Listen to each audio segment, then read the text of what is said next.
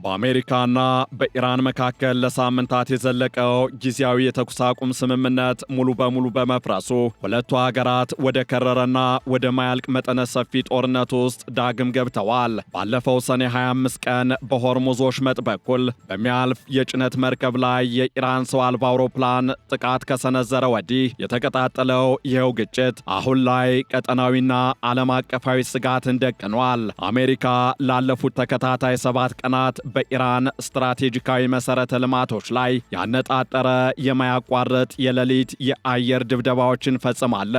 አሁን ደግሞ አሜሪካ የኢራን የኢኮኖሚና የንግድ የደም ስር የሆነችውን ባንደር አባስ የተባለችውን የወደብ ከተማ ከቀሪው የሀገሪቱ ክፍል የሚያገናኙ ድልድዮችን ትክክለኛ ኢላማቸውን በጠበቁ ሚሳኤሎችና የአየር ድብደባዎች አውድማለች። ይህንን የአሜሪካ አውዳሚ ጥቃት ተከትሎም ኢራን በአሜሪካ ቀጠናዊ አጋሮችና የጦር ሰፈሮች ላይ የሰነዘረችው ከፍተኛ አጸፋ ጥቃት ቀውሱን ይበልጥ አወሳስቦታል። ሁለቱ ወገኖች ከዚህ ቀደም የማይታለፉ የተባሉትን ቀይ መስመሮች በግልጽ ማለፋቸውን ተከትሎም በቀጣይ ቀጠናው ወደ ከፋ ደም መፋሰስ ሊያመራ እንደሚችል የፖለቲካና የወታደራዊ ጉዳይ ባለሙያዎች በማስጠንቀቅ ላይ ይገኛሉ።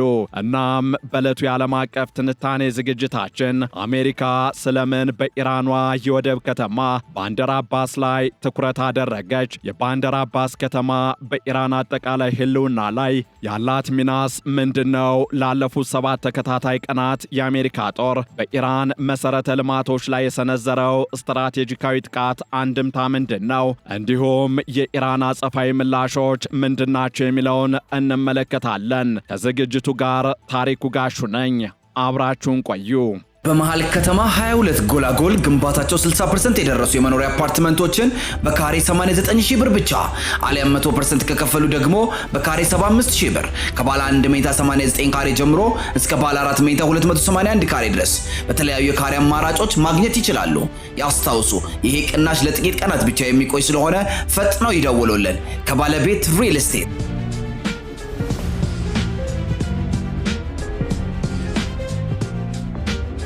ያለፉት 7 ተከታታይ ሌሊቶች ለኢራንና ለኢራናውያን የጭንቅና የውጥረት ሌሊቶች ሆነው አልፈዋል። እነዚህ ሌሊቶች ምናልባትም ለቀሪው ዓለም ተራ ሌሊቶች ሆነው ቢያልፉም ለኢራናውያን ግን እንደ ሌሊት ወፍ ጨለማ እየጠበቀ ከሚምዘገዘግባቸው ሚሳኤል ሰማያቸውን ከሚወራው የድሮን መንጋ እንዲሁም የሌሊቱን ግርማ እየሰነጠቀ ከሚያጓራው የጦር ጀትና ከሚያስከትለው ጥቃት አንድም ራሳቸውን ለመከላከል አንድም አጸፋዊ ምላሽ ለመስጠት በከፍተኛ ልህና ትንቅንቅ ውስጥ ያለፉ ናቸው። ይህ ኢራናውያን የሚያደርጉት ትንቅንቅ ደግሞ ከፕላኔቷ ልዕለ ኃያል ሀገር ከአሜሪካ ጦር ጋር መሆኑ ጉዳዩን እጅግ ለየት ያደርገዋል። አርብ ለቅዳሜ ጥብ ያለፈው 7ኛው ሌሊትም እንዳለፉት 6 ሌሊቶች ሁሉ አሜሪካ ከፍተኛ ጥቃት የሰነዘረችባቸው ሆኖ አልፏል። ከዚህ ጋር በተያያዘም የአሜሪካ ማዕከላዊ እዝ ሴንትኮም የአየር ላይ ተዋጊ ጀቶችን ሰው አልባ ድሮኖችንና የጦር መርከቦችን በመጠቀም በደቡባዊ የኢራን ክፍሎች ላይ ያነጣጠረ ጥቃት መፈጸሙን ይፋ አድርጓል። በጥቃቱ የኢራን የባህር ላይ ክትትል ማዕከላት፣ ወታደራዊ የሎጂስቲክስ መሰረተ ልማቶች፣ ከመሬት በታች ያሉ የጦር መሳሪያ ግምጃ ቤቶችና የባህር ኃይል ማዕከሎች መውደማቸው ተገልጿል። ሆኖም የዚህን ሳምንት ጥቃት እጅግ የጎላና ስትራቴጂካዊ መዘዝ እንዲኖረው ያደረገው አሜሪካ የኢራንን የትራንስፖርት ደም ስሮች ማውደም የጀመረችበት ወቅት መሆኑ ነው። ዛሬ ጠዋት ጎህ ከመቅደዱ በፊት በአሜሪካ ሚሳኤሎች የተመቱት በርካታ ድልድዮች ተደርምሰው ወደ ፍርስራሽነት የተቀየሩ ሲሆን ይህም የኢራንን አጠቃላይ የኢኮኖሚ ህልውና በጉያዋ ታቅፋ የያዘችውን ባንደር አባስ የተሰኘችውን የኢራን የወደብ ከተማን ሙሉ በሙሉ ለብቻዋ እንድትነጠል አድርጓታል። የባንደር አባስ ከተማ ወደ 500 ሺህ የሚጠጋ ህዝብ የሚኖርባት ሲሆን የሀገሪቱን ግማሽ ያህል የውጭ ንግድ የምታስተናግድ እጅግ ወሳኝ የንግድ ኮሪደር ናት። አሜሪካ በከተማዋ ምዕራብና ሰሜን አቅጣጫ በሚገኙ ወሳኝ የመገናኛ ኮሪደሮች ላይ ባደረሰችው ጥቃት 5 የሚሆኑ ዋና ዋና ድልድዮች ወድመዋል። ከእነዚህም መካከል በባንደር አባስ ከአሜርና ላር መስመር የሚገኘው የጋሪቤህ ድልድይ፣ ከላቲዳን መንደር አቅራቢያ የሚገኝ ድልድይ፣ ወደ ላር በሚወስደው የካሬስታን መስመር ላይ ያሉ 2 ድልድዮችና በካሜራ አካባቢ የሚገኘው የማሮ መንደር መተላለፊያ ይገኙበታል። እነዚህ ድልድዮች መውደማቸው ከተማዋን ከቀሪው የኢራን የውስጥ ክፍል ጋር የሚያገናኙትን መንገዶች ሙሉ በሙሉ የቆረጠ ሲሆን የባቡር መስመሩም በመመታቱ የጭነትና የሰው እንቅስቃሴ ተስተጓጉሏል። ከከተማዋ 6 ማይል ርቀት ላይ የሚገኘውና የባቡር መስመሩን ወደ ተሳፋሪ የጭነት ግቢና ወደ ሻሂድ ራጃይ ወደብ የሚከፍለው የባቡር መጋጠሚያ በመመታቱ 2 ሰዎች መቁሰላቸውም ታውቋል። ይህ የሻሂድ ራጃይ ወደብ የኢራን ወርቃማ መግቢያ በር ወይም ዘ ጎልደን ጌት ኦፍ ኢራን በመባል የሚታወቅ ሲሆን ወደ 85 በመቶ የሚጠጋውን የሀገሪቱን የኮንቴነር ትራፊክና 70 በመቶ የሚሆነውን የትራንዚት ንግድ ይዛል። ወደ 90 ሚሊዮን የሚጠጋ የኢራን ሕዝብን የሚቀልበው የግብርና አቅርቦት፣ የኢንዱስትሪ ማሽነሪዎች፣ የኮንስትራክሽን ዕቃዎችና የፍጆታ ዕቃዎች ወደ ሀገር ውስጥ የሚገቡትም ሆነ የሀገሪቱ ብረት፣ ማዳበሪያና የፔትሮሊየም ውጤቶች ወደ ውጭ የሚላኩት በዚህ ከተማ በኩል በመሆኑ ድልድዮቹን ማውደም መላዋን ኢራን ሽባ እንደማድረግ ይቆጠራል። ከዚህ ጋር በተያያዘ የቀድሞው የፔንታጎን ባለስልጣን ሚካኤል ሩቢን እንደገለጹት በትራምፕ የሚመራው የአሜሪካ አስተዳደር ይህችን የወደብ ከተማ ከሌላው የሀገሪቱ ክፍል መቁረጥ የሆርሙዞች መጠን በነጻነት ለመክፈት ብቸኛውና ቁልፍ አማራጭ መሆኑን በጽኑ አምኗል። ሩቢን ሲናገሩም አሜሪካ ይህንን ማድረግ ትፈልግም አትፈልግም ጦርነቱን ለመቋጨት ከዚህ ውጭ ሌላ ምርጫ እንደሌላት በፔንታጎን ውስጥ እያደገ የመጣ መደምደም ያለ ብለዋል። አክለውም የኢራንን ድልድዮች ማውደም ከተማዋን ሙሉ በሙሉ ከጥቅም ውጭ እንደማድረግ የሚቆጠር በመሆኑ ይህ እርምጃ በሀገሪቱ ላይ እገዳ ለመጣል ከተጠበቀው በላይ ቀላል እንደሚያደርገው አስረድተዋል። በሌላ በኩል ይህ የአሜሪካ መጠነ ሰፊ ጥቃት በንጹሐን ዜጎች ላይ እያደረሰ ያለው ሰብአዊ ቀውስና ጉዳት ከፍተኛ ትኩረትን ስቧል። የኢራን ብሔራዊ የውሃ ኩባንያ በሰጠው መግለጫ መሰረት አሜሪካ ሌሊት በፈጸመችው ጥቃት ምክንያት በ20 መንደሮች ውስጥ የሚኖሩ ወደ 10,000 የሚጠጉ ሰዎች ሙሉ በሙሉ ያለ ንጹህ የመጠጥ ውሃ ቀርተዋል። ከተማዋ አስቀድሞም የቧንቧ ጋዝ የሌላት በመሆኑ ነዋሪዎች በከፍተኛ ሙቀት ውስጥ የጋዝ ሲሊንደሮችን በመሸከም የሚሰቃዩባት ሲሆን አሁን ደግሞ የኤሌክትሪክ መቆራረጥ የባንክ ካርዶችን ጭምር ከጥቅም ውጭ አድርጓቸዋል። የኢራን ብሔራዊ የኤሌክትሪክ ኃይል አገልግሎት ደቡባዊው የሀገሪቱ ክፍል የኃይል አቅርቦት መስመር በጥቃቱ መጎዳቱን ያመነ ሲሆን ሰራተኞች ሌላ ተቀያሪ የኃይል አቅርቦት መስመር ለመዘርጋት ሌት ከቀን እየተጉ መሆኑንም አስታውቋል።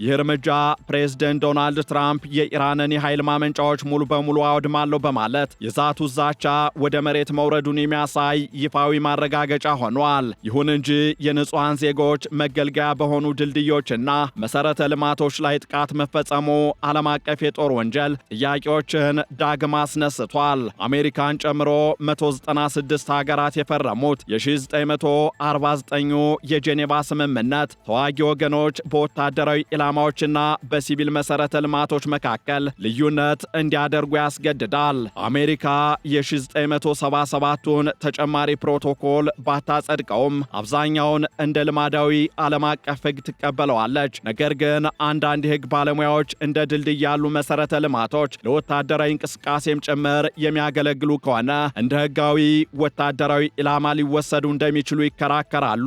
እናም የአሜሪካን ጥቃት ተከትሎ የኢራን ምላሽ ለዘብተኛ አልነበረም። ሀገሪቱ ለጥቃት ወይም ቲት ፎር ታት የሚለውን ወታደራዊ ስትራቴጂ በመከተል በአካባቢው በሚገኙ የአሜሪካ ንብረቶችና ቀጠናዊ አጋሮቿ ላይ ከፍተኛ የአጸፋ እርምጃዎችን ወስዳለች። የኢራን እስላማዊ አብዮታዊ ዘብ IRGC በዮርዳኖስ በሚገኘው የአል አዝራቅ የአሜሪካ ጦር ሰፈር ላይ ሰው አልባ ድሮኖችንና ሚሳይሎችን በመጠቀም ድንገተኛና መጠነ ሰፊ ጥቃት መፈጸሙን አስታውቋል። በጥቃቱ የአሜሪካ ተዋጊ ጀቶች መከለያና ትላልቅ አውሮፕላኖች ማቆሚያን መምታቱን የገለጸው ዘቡ ቢያንስ 2 የአሜሪካ የጦር ጀቶች ሙሉ በሙሉ መውደማቸውንና ሌሎችም ከባድ ጉዳቶች እንደደረሱ አስታውቋል። ከዚህ በተጨማሪም የኢራን ጦር በባህሬን በዮርዳኖስና በኩዌት በሚገኙ የአሜሪካ ይዞታዎች ላይ ጥቃት መፈጸሙን ገልጿል። በተለይም በከፍተኛ ድርቅ በምትጠቃው ኩዌት ላይ የተፈጸመው ጥቃት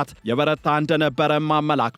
የኩዌት ኩዌት የነዳጅ ኮርፖሬሽን እንደገለጸው አንደኛው ወሳኝ የነዳጅ ማጣሪያ ተቋም በተደጋጋሚ የኢራን ጭካኔ የተሞላበት ጥቃት ሰለባ በመሆኑ በርካታ ሰራተኞች የቆሰሉ ሲሆን ከፍተኛ የቁሳቁስ ውድመትም ደርሷል ሲል አስታውቋል። እንዲሁም የሀገሪቱ ሁለት የኤሌክትሪክና የውሃ ጨው ማስወገጃ ወይም ዲሳሊኔሽን ሴንተርስ በመመታታቸው እሳቱን ለማጥፋት የሞከሩ በርካታ የኩዌት የእሳት አደጋ ሰራተኞች ተጎድተዋል።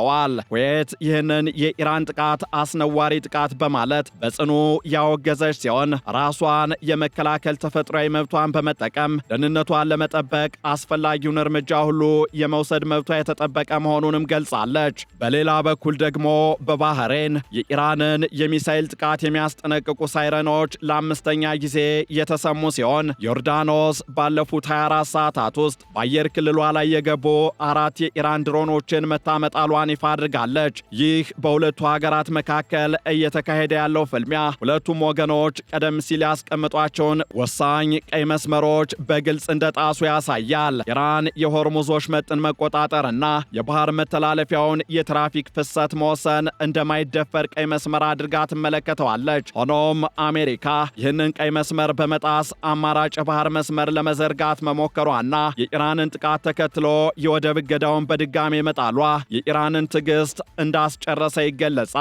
በሌላ በኩል አሜሪካ የኢራንን የሲቪል መሰረተ ልማቶች፣ የኤሌክትሪክ ኃይል ማመንጫዎችንና የንጹሃን ዜጎች መገልገያ ድልድዮችን መምታቷ ሌላኛው ትልቅ ቀይ መስመር የተጣሰበት አጋጣሚ ተደርጎ ተወስዷል። ፕሬዝደንት ዶናልድ ትራምፕ ቀደም ሲል የኢራንን አጠቃላይ ስልጣኔ እንደሚያወድሙ ዝተው የነበረ ቢሆንም አሁን ላይ የሲቪል መሰረተ ልማቶችን በቀጥታ በመምታት ዛቻቸውን በተግባር ማሳየት ጀምረዋል። ኢራንም በምላሹ የአሜሪካ አጋር በሆኑትና የአሜሪካ የጦር ሰፈሮች በሚገኝባቸው እንደ ኩዌትና ዮርዳኖስ ባሉ ሉዓላዊ ሀገራት የሲቪል መሰረተ ልማቶች ማለትም የውሃና የኤሌክትሪክ መሰረተ ልማቶች ላይ ጥቃት በመፈጸም አዲስና አደገኛ ቀይ መስመርን አልፋለች። ይህ ሁኔታ ጦርነቱ በሁለቱ ሀገራት መካከል ብቻ የተገደበ ሳይሆን መላውን የመካከለኛው ምስራቅ ሀገራት በቀጥታ የሚጎትት ቀጠናዊ ቀውስ መሆኑን በተግባር አሳይቷል። የፕሬዝደንት ዶናልድ ትራምፕን ወታደራዊ ስትራቴጂና ቀጣይ እርምጃ በተመለከተ የሚነሱት ሐሳቦች ውስብስብ መሆናቸውም ይነሳል። በትራምፕ የምትመራው አሜሪካ በኢራን ላይ ከፍተኛ ጫና የመፍጠር ወይም ማክሲመም ፕሬዠር ፖሊሲን እየተከተለች ሲሆን የኢራንን ወደቦች በድጋሜ በመዝጋት የሀገሪቱን ኢኮኖሚ ሙሉ በሙሉ ለማንኮታኮት እየሰራች ነው። ፕሬዝደንት ትራምፕ ቀደም ሲል ከተካሄደው የኔቶ ጉባኤ ከተመለሱ በኋላ በሰጡት መግለጫ ይህ ጥቃት በመርከቦቻችን ላይ ለተሰነዘረው ጥቃት የተሰጠ ምላሽ ነው፣ ድርጊቱ ድጋሜ ከተደገመ ሁኔታው ከዚህ የከፋ ይሆናል በማለት አስጠንቅቀው እንደነበር ይታወሳል። ነገር ግን የረዥም ጊዜ ወታደራዊ ዘመቻን ውድቅ በማድረግ ማንኛውም ነገር የሚከናወነው እጅግ በጣም በፍጥነት ነው በማለት ወታደራዊ ኃይሉ ስራውን በአጭር ጊዜ ሊያጠናቅቅ እንደሚችል ፍንጭ ሰጠውም ነበር። በተጨማሪም ትራምፕ ስትራቴጂካዊ የሆኑትንና በኢራን እጅ የሚገኙትን ደሴቶች በኃይል በመያዝ የሆርሙዝ ወሽመጥን ሙሉ በሙሉ በአሜሪካ ቁጥጥር ስር ለማድረግ ማሰባቸው ይነገራል። ይሁን እንጂ የስትራቴጂ ተንታኞች እንደሚሉት ዶናልድ ትራምፕ ወጥና ግልጽ የሆነ የረዥም ጊዜ ስትራቴጂ ሳይኖራቸው ድርድሩን በኃይል ለመቀየር መሞከራቸው የአሜሪካን ዕቅድ አደጋ ላይ ሊጥለው ይችላል።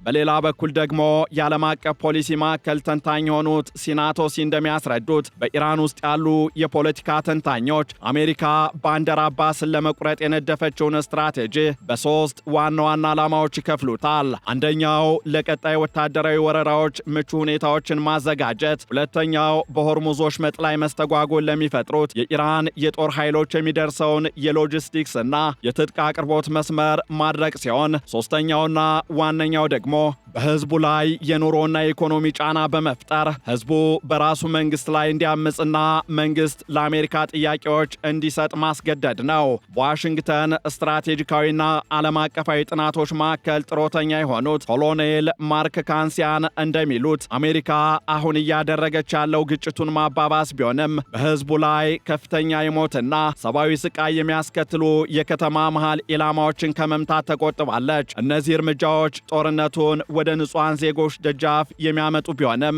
ማህበራዊ ውድቀትን ወይም የጤና ስርዓቱን መፈራረስ አያስከትሉም ብለዋል። ነገር ግን ኮሎኔል ካንሲያን ይህ የትራምፕ ስትራቴጂ ምን ያህል ውጤታማ ይሆናል የሚለውን በጥርጣሬ የሚያዩት ጉዳይ ሆኗል። ምክንያቱም የኢራን አመራሮች ከፍተኛ መስዋዕትነትን ለመቋቋም ፈቃደኛ መሆናቸውን ያሳዩ ሲሆን ያንን መስዋዕትነት በህዝባቸው ላይ ለመጫንም ዝግጁ ናቸው በማለት የሀገሪቱን የጽናት አቅም ገልጸዋል።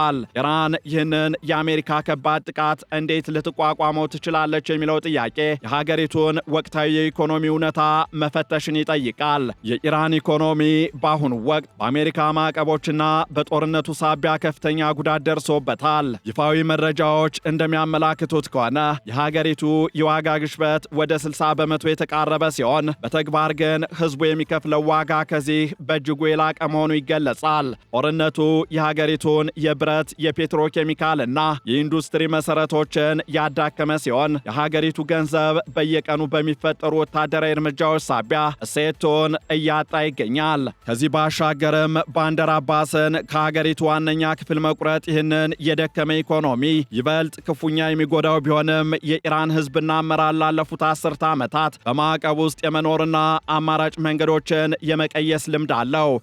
በ1980ዎቹ በሳዳም ሁሴን ወረራ ወቅትም በተመሳሳይ መልኩ የባንደር አባስ የባቡርና የመንገድ መስመሮች ተመታ የነበረ ቢሆንም ኢራን መንገዶችን በሌላ አቅጣጫ በመዘርጋት ማለፍ መቻሏም አብነት ተደርጎ ይጠቀሳል። አሁንም ቢሆን የኢራን እስላማዊ አብዮታዊ ዘብ የህዝቡን የሃይማኖትና የሀገር ፍቅር ስሜት በመጠቀም በአሜሪካና በአጋሮቿ ላይ የሚሰነዝረውን ወታደራዊ ጥቃት አጠናክሮ በመቀጠል የውስጥ ቀውሱን ወደ ውጭ የመግፋት ስትራቴጂን ሊጠቀም ይችላል። በሌላ በኩል ደግሞ አብዮታዊ ዘቡ የዮርዳኖስን ጦር ጭምር በሀገሩ የሚገኘውን የአሜሪካ ጦር እንዲያጠቃ ጥሪ ማቅረቡና ወራሪውና ካዲው ወታደራዊ ኃይል ህጋዊ ኢላማ ነው፣ የተቀደሰችውን የዮርዳኖስን ምድር ከነዚህ የንጹሃን ሙስሊሞች ገዳዮች ማጽዳት ሃይማኖታዊና ሰብአዊ ግዴታችሁ ነው ማለቱ የኢራንን የቀጠናዊ መስተጋብር ስትራቴጂ ያሳያል። እናም በእነዚህና መሰል ሁኔታዎች በአሁኑ ወቅት በመካከለኛው ምስራቅ ያለው ሁኔታ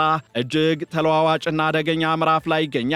የባህረ ሰላጤው ሀገራት በአሁኑ ወቅት የህዝቦቻቸውን ደህንነት ለመጠበቅ ሁለገብ መከላከያዎችንና የአየር መከላከያ ስርዓቶችን በስፋት እየተጠቀሙ ሲሆን አብዛኛዎቹ የኢራን ሚሳኤሎችና ድሮኖች እየተመቱ መውደቃቸው ተገልጿል። መንግስታት ህዝቦቻቸው ካልተረጋገጡ የሐሰት ወሬዎች እንዲጠበቁና መረጃዎችን ከይፋዊ ምንጮች ብቻ እንዲከታተሉ እያሳሰቡም ይገኛሉ። ከዚህ ባሻገርም የዲፕሎማሲ ጥረቶች በተለያዩ ሀገራት ላብነትም በኳታር በኩል ቢሞከሩም አሁን ያለው የወታደራዊ ግጭት መባባስ የዲፕሎማቶችን ስራ እጅግ አስቸጋሪ አድርጎታል። በአሁኑ ወቅት አሜሪካም ሆነ ኢራን ከጀመሩት ወታደራዊ ፍልሚያ ወደ ኋላ የመመለስ ወይም የሰላም መንገድን የመፈለግ ፍላጎት በግልጽ እያሳዩ እንዳልሆነም ይነገራል። የአሜሪካ ኤምባሲ በቤሩትና በኢየሩሳሌም የሚገኙ ዜጎቻቸው ወደ ሊባኖስ፣ ጋዛ፣ ሰሜናዊ እስራኤልና ወደ ግብፅ ድንበር እንዳይጓዙና በመካከለኛው ምስራቅ ያላቸውን ቆይታ በድጋሜ እንዲፈትሹ ጥብቅ የደህንነት ማስጠንቀቂያ አስተላልፏል። ይህ በእንዲህ እንዳለ የሊባኖሱ ፕሬዝደንት አሁን በተፈጠረው ቀውስ ላይ ለመወያየትና መፍትሄ ለመፈለግ ወደ ዋሽንግተን ማቅናታቸው የሚታወስ ቢሆንም በመሬት ላይ ያለው የወታደራዊ ኃይል ሚዛንና የሁለቱ ሀገራት እልህ ቀጠናውን ወደማይቀረው መጠነ ሰፊ የዓለም አቀፍ ጦርነት አፋፍ ላይ አድርሶታል።